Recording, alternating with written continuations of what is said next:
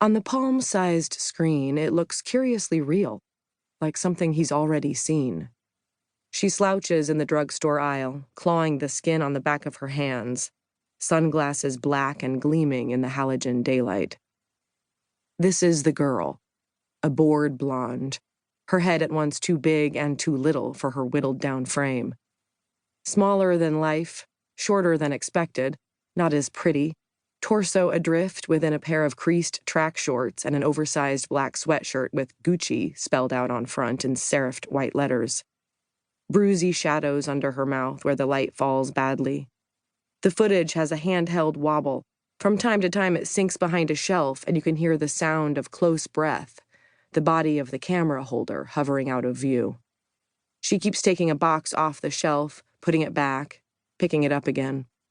Against a background of sanitary napkins, pregnancy tests, and adult diapers, she looks aimless, misplaced. Like a child rehearsing an adult gesture they've seen but not fully understood. Patrick Hamlin shields his eyes from the California sun and squints down at the miniature face on screen, shrunken behind oversized lenses. He can't help but feel disrespected, seated off to the side of these production kids. Half his age, but wearing better clothes. Slim-limbed youths who picked him up at the airport and then detoured without asking to this noisy poolside bar, nestled in the crotch of an overpriced hipster hotel. The potted palms by the bar all have smiles painted on their trunks, and sultry cartoonified eyes made to be photographed and uploaded to the feed. At check-in, bowls of red rubber condoms sit gratis, waiting to be snatched up by smooth-armed men and women delighted at the novelty of a cock that resembles a balloon animal.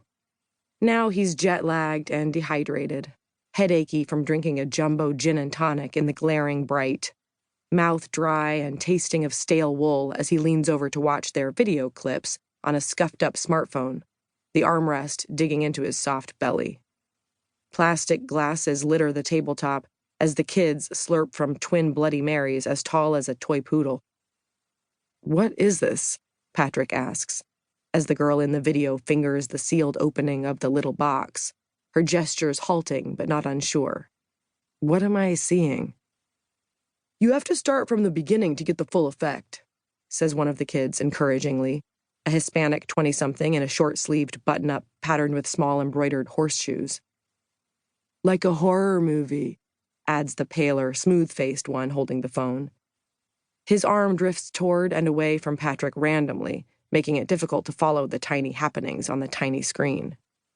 "You need those shots of the suburbs and hedges and mailboxes to prep for the massacre that comes later.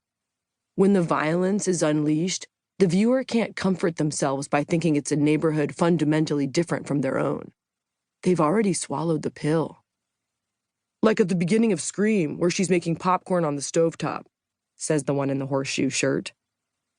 "Yeah, or in Triumph of the Undead Dead, where they're in a used car lot arguing over the price of a station wagon right before they get devoured," says the arm. Devoured? Patrick has no idea what he's supposed to be looking for. The girl on screen is famous, he knows, but he can't imagine why. She has long yellow hair and an overstuffed pout. She could be any teenager at the mall, an expensive mall, riding the escalator up and down in the afternoon stupor, clutching outsized shopping bags in both hands that swing slowly in the breeze.